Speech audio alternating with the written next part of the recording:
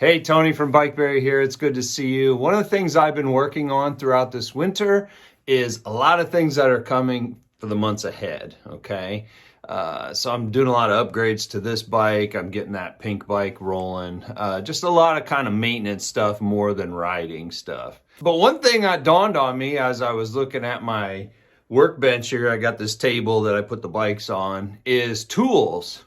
Let's walk through what the tools are, and at the end of the video I'll show you in this bag is the tools that I use for emergencies. So we'll cover that in the end. So if you're wanting to know what emergency tools to pack, it's in this bag. Watch to the end of the video. Let's roll. If you remember, we have the 100cc engine on here, and I've been working on it. I was adding the stage 1 CDI on here, things like that. So I'm kind of fiddling with a lot of things. But what brought this to my attention was I was looking at my table here.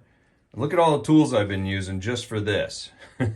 And I have been showing tools, and we've kind of walked through tools, but I'm gonna get the whole pile on the table so we can walk through all of them and what my uses are for them. So what I've done is I've just gathered up everything, and we'll just walk through what I feel like I use the most. As I've been consistently putting stuff out on the channel here, there's tools that I use over and over again, and I noticed that there isn't that much that I'm using to do a whole lot of stuff. Let's start with screwdrivers. I've had these Craftsman's for, probably 20 years or so, and I've noticed that for most of my work, I've needed this short stubby Phillips, and I've needed the big flat, and I needed a small flat.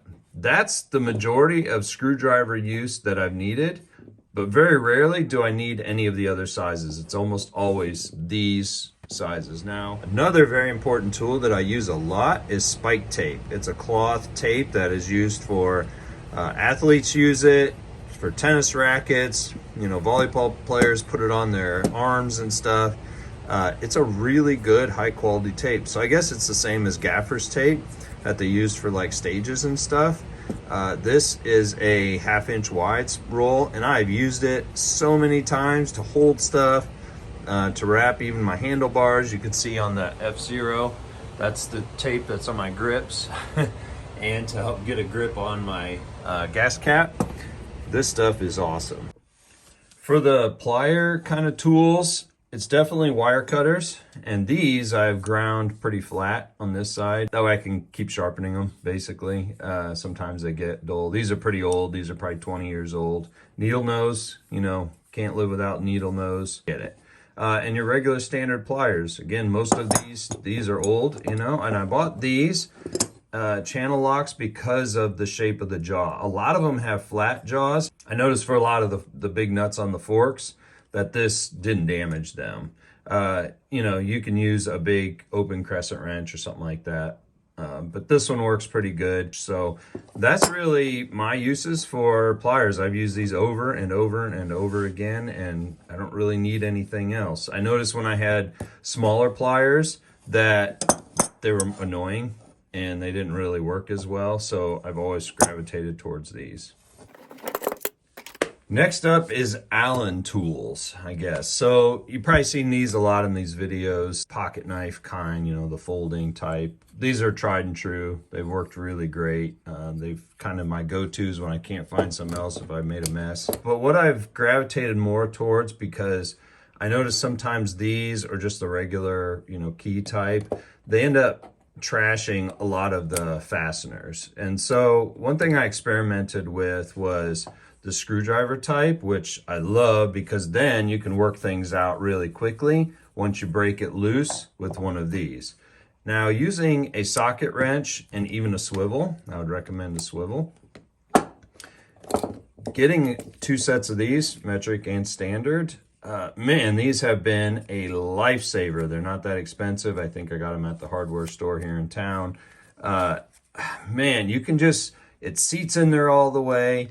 And with the socket wrench, you get the proper torque on it. So you can really it doesn't get all angled and crazy. So usually only if I need the swivel do I use it. But usually it's one of these right on the socket wrench with the extension, the 99% of the time.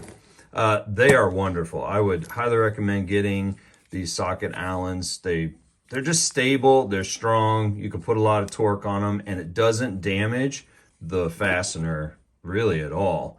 And again, then follow up spinning it out with this if possible. I would say this and the screwdriver type have been just golden. The other type is the Torx. Sometimes you run into Torx bits on things, so I bought a set of them. It's beautiful. You know, I just use them randomly. They're not used as often as these are, but they're worth picking up a small set of them. Next up is gear and sprocket pulling and the right leverage that you need to do some of that. So, you know, we've run through using this tool that comes with your kit. Now, man, when I first started using these, I noticed that I was, you know, not screwing it in all the way, and, you know, the threads had junk in them, and it was end up just pulling out and ripping the threads. This is probably maybe some of that wear and tear where it's ripped the threads apart a little bit. But my recommendation is to totally clean out the threads on the tool and on the engine with a wire brush. I did that on the last where we split the case apart, and that really helped and made it, you know, definitely work really well. Getting things loose, you know, knocking things loose because they kind of get torqued and get tight. Sometimes smacking it with a rubber mallet, you know, it helps kind of bust some of that loose and then makes the tool work all the better. So you definitely need to use this because it's sized perfectly for your engine. But cleaning out the threads was the thing I found to be most important for it to not tear apart. Other gear pullers is I found this type of a gear puller. It's smaller. It's something that once you get something lifted up, it can help, you know. So this is something that I would like to investigate into more options and sizes of this, smaller versions and all that.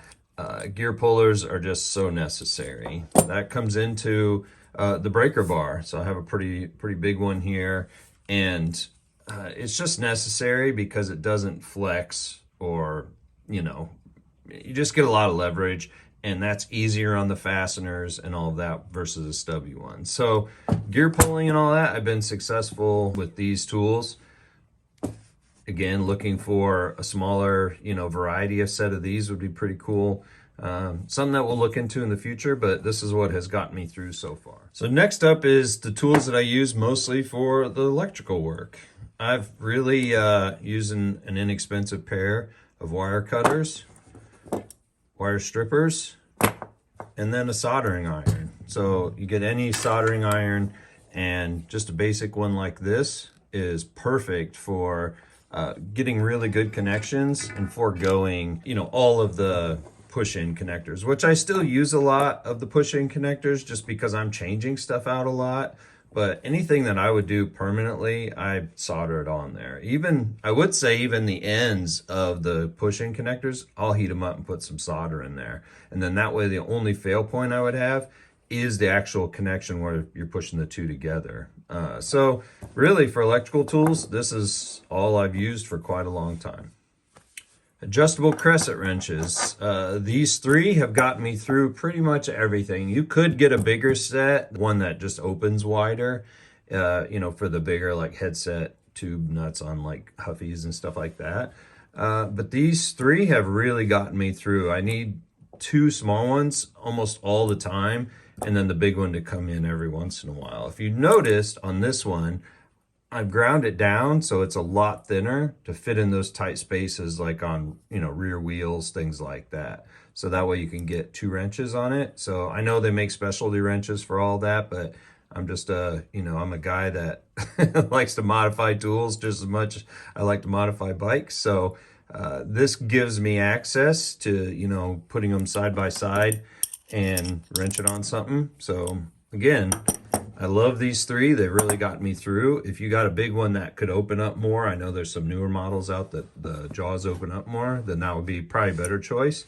But these three have really got me through. So this is a set of vice grips I got years and years and years ago because it's meant to fit a nut, you know. And so kind of here and there, this has come in super handy. you can grab onto something, it doesn't damage the nut, but you can get a really good grip on it. So if you can find a set of these, I would definitely get them because they're really unique, and they do have like a serrated edge here or whatever you want to call it, where it can grip stuff, even a cutter. They've just been handy, so they're always on my workbench. Here's another unique thing that I do. So I learned this from a blacksmith friend of mine, where he would take and cut up an old broken tape measure into 1 foot sections. So he would have a pile of them sitting all around the shop. So I have a big stack of these sitting all over, and I grab it when I need to just measure something, and I'm like, oh yeah, this is perfect. So it's easier than rolling out a tape measure all the time, and you can grab the edge of it because it's curved. It's easy to pick up off of the bench a lot of times. So get you an old tape measure and cut it up into 1 foot sections and throw them all around the shop. You'll be happy you did. Here's another unique thing I don't think most people talk about, or I don't show often enough, is like, man, how often I'm using just a small putty knife to split cases open, things like that, to clean up edges. A small putty knife is definitely a good tool to have for many, many uses. Torque wrench. This is something everyone should buy. This is just an inexpensive one. They have, fancier ones that ratchet, and when you tighten, it clicks and it tells you that, yep, that was 10 pounds or whatever. But this one hasn't let me down. It's very accurate because, it's just 0 and it tells you the number. And you have a consistent way to tighten the nuts and bolts on your engine. So, yeah, I would recommend getting one. Maybe I'll get a clickier one for my birthday or something. But, really for my motorized bike journey, this one has been excellent. Next up is a drill and an impact driver. Just for the speediness of getting things out, this has been really great. And if you want to torque down on anything, you sure can. So just buy a good set of these. There's ones from, pretty inexpensive all the way up to crazy dollars. So there's a lot of great quality ones that don't cost a lot, but I would definitely get a really good driver and drill set. That way you can use it for all those modifications that all of us motorized bicycle builders love to do. As far as hammers, trying to knock stuff apart or get anything, situated, these two have come in really handy. Just an inexpensive rubber mallet, and then a, plastic headed mallet that I think somebody gave me a long time ago. These two I've been using constantly for a long time, and they don't mess everything up, but you can definitely get the impact that you need. This tool is important to talk about because it not only removes spark plugs, but it's also handy to use to get your chain started on your bike and everything. You'll see in videos that I've put it right on that drive sprocket and roll your chain right on. So it's a multi-use tool that comes with your kit that's totally worth keeping around and using. So it's pretty cool that they included this because it does serve lots of purposes. All right, socket set. I've had this set for probably 25 years or so. It's helped me fix cars, lawnmowers, bicycles, kids' toys, you name it, all kinds of stuff. It's a pretty standard set with, short regular sockets, deep well. I end up using the deep well probably mostly, and then a handful of these. I had to replace the ratchet, and I got a couple extensions. So really for the bicycle world, this has been a great go-to set. I do have a set of nut drivers, but I end up not using them because most of the time you need a deep well socket for them to work properly. So I end up having the screwdriver type here, and I just pop whatever fits on and go with it. Even an extension for that, or the smaller ratchet. Let's see, swivels. These two I use a lot because there's a lot of stuff in the way on bicycles, so these help you get around that. So I would definitely pick up a set of swivels. Let me see here. I bought this thinking I would use it, but I've never really used it, so that was a waste of time. Wrenches. Let's talk about wrenches. I'm thinking of getting the ratcheting kind. I think that would serve the bicycle work a lot better. I have a few of these that sit around on the bench, but I don't use them as much as I thought I would because I end up using, the adjustable crescent wrenches almost all the time because I've learned to use them and not damage stuff. So wrenches are great, but maybe the ratcheting kind would be better. But I do have a few that hang around and that I use. So get you a good socket set. It's going to be the foundation of a lot of your work. Specialty tools. Let's talk about like the heat gun. If you remember, I did the head, test video where we tested all the different heads. It was nice to have a heat gun to see what the operating temperatures were. It really explained why, even this one sitting here, why it was the head that everybody uses, because it runs the coolest. It's, it's just all the things that you want in a consistent product to perform well. And these tests really prove that. So I would get a good heat gun. This one I've seen everywhere, any hardware store, online. Next up is a tachometer. Using it to really see the performance of your engine, its RPMs, it's just super awesome. So it's definitely something that once you get into really learning what makes your engine tick and altering its performance, upgrading it and all that, a tachometer is valuable information that will, you really can't get any other way. A compression gauge. This is an invaluable tool for really checking the compression of your engine. You screw this part into the spark plug and you pump the engine over and just see where it ends up. It locks into place and tells you how much, compression you have. If you go to the high compression head video, you'll see that I used this over and over and over again, and it really told the truth about all of the different heads. So these specialty tools are something that I would add to your collection if you don't already have them. Next, let's talk about what kind of tools you need when you go on a trip, when you're testing a bike out, when you get a bike that is built out and you're riding it all the time, but you want tools with you in case you need to fix it. You don't want to be carrying a backpack. You just want it as part of the bike. That's what I do. So I get these little leather bags and I buy a tool kit for each bike, and then that way every bike has it and I don't have to I need to grab my backpack or my thing or whatever. It's part of the aesthetic of the bike, and it's just part of the bike. Like back in the day, you'd get a motorcycle and it would have like a tool kit in there. It would already be packed away. Well, that's how I think of these bikes. As I finish them out, I get a permanent tool kit for it, and then it's always on it. So that way, no matter what I do, I've got the tools I need to fix it. So let's peel that open so you can see what kind of tools that I take on the road.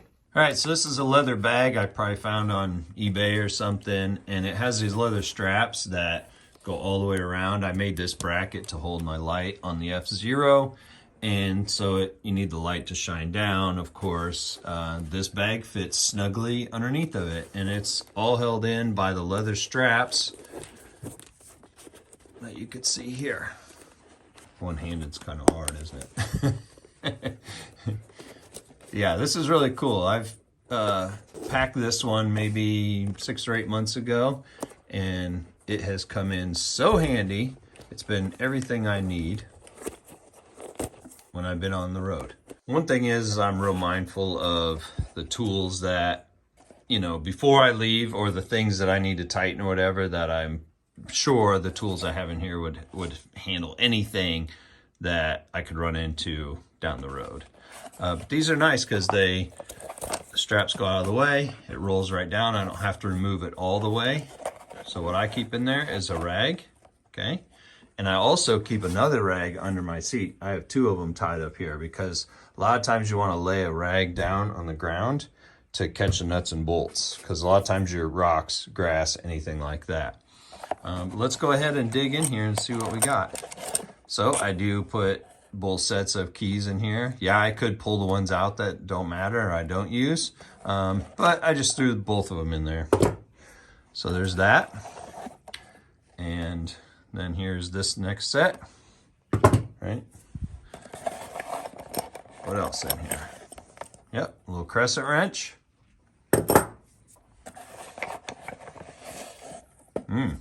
Screwdriver, multi-screwdriver. Those pliers with a wire cutter. Saved me a bunch of times. And for the screwdriver. Yep, I think that's it. Yep. So those tools right there have saved me from all kinds of headache while I'm on the road. You could put a regular set of pliers in there if you wanted. So it's a good place to start. If I ever feel like I need anything more than this, then I'll add it in as I have plenty of room. And that's probably where I'll pull out the ones here that I don't need or anything. So there you go. That's the parts in my emergency tool bag. So I hope that helped you understand, like, you don't need a lot of tools to do this kind of work. This is a very inexpensive hobby. An inexpensive set of tools you can really do a lot with. I'm one of those people that I don't like to have all the tools and all the fancy whatever. I just don't, it doesn't really trip my trigger. If there's a specialty tool I need that will help get the job done better, that I will use over and over again, then sure, I will buy that tool. I hope this helped you. Go through the video again. Anything you need help with, or any advice and anything I missed or something I don't know about, put it in the comments below, because that would really help me. And I go, oh yeah, I didn't know about that.